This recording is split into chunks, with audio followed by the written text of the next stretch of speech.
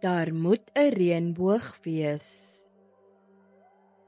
In die hartjie van die koninkryk van die Zulus is daar 'n magnifieke plek wat die vallei genoem word.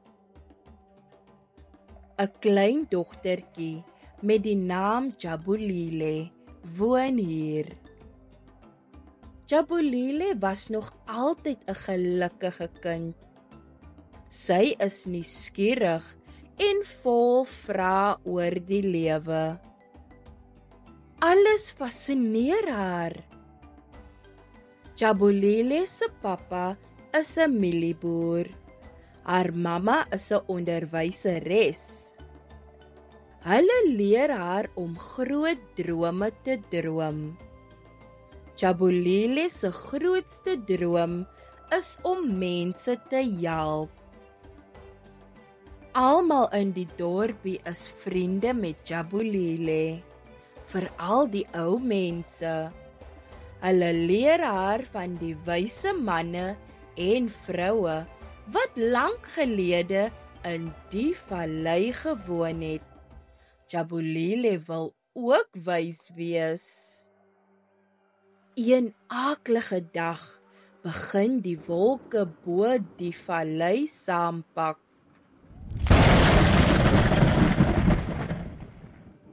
Alles word donker en grys.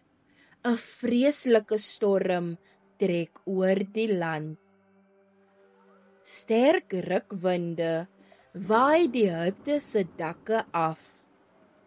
Al die diere verloor hulle huise. Dit is 'n baie hartseer dag. Die mense van die dorpie huil. Wat gaan ons nou doen?